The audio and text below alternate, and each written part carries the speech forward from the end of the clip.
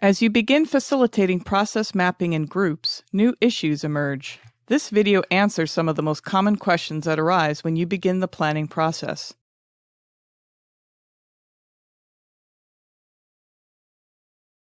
It really depends on the process, but you don't want too big of a group.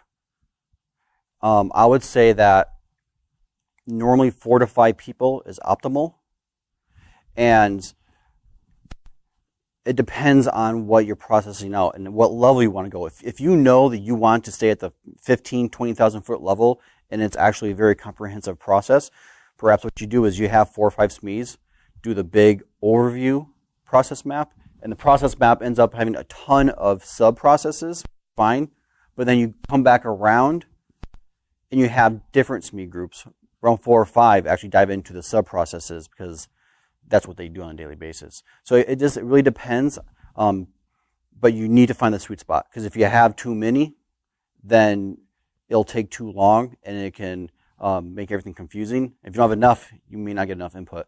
I find typically 4 to 5 people is optimal.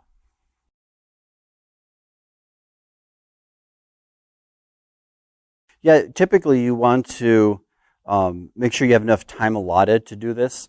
Now, this was a very simple process that we did today, but when you get into more complicated processes, it might take you 3, 4, 5 sessions, depending on how much time you can put aside. And if the process is very complicated, perhaps you do 2-hour blocks and you schedule 4 or 5 of them.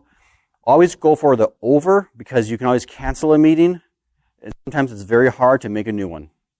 So if I think that it's going to take 3 2-hour sessions, I'll schedule 4 or 5 just to have that time. And because of the current state mapping, it's the beginning of the process. If I schedule 5 meetings, it only takes 3. 2 meetings can be used for discussion, brainstorming, right? So that's absolutely a consideration, and you have to be aware of it, yeah.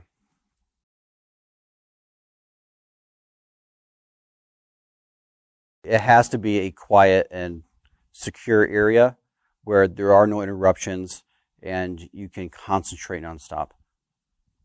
And sometimes if you do take a half a day to do this, of course you need breaks and whatnot, but whenever you set aside time to process map, it has to be large chunks, because once you start diving in, it's hard to switch directions. And so you always at least want 2 hours, maybe even more if you can grab it, when you're doing process mapping, both current and future state.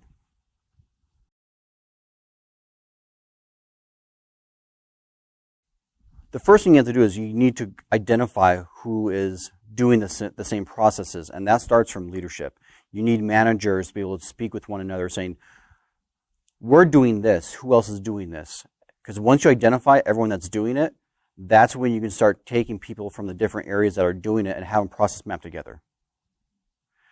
Once you have that, you can have some similarities as far as, okay, this is how we're doing it, this is how we're doing it, and you might end up with 3 different process maps because everyone does it differently. I've been in process mapping sessions where I have 5 people working from the same department, and they do a process, and every one of them do it different.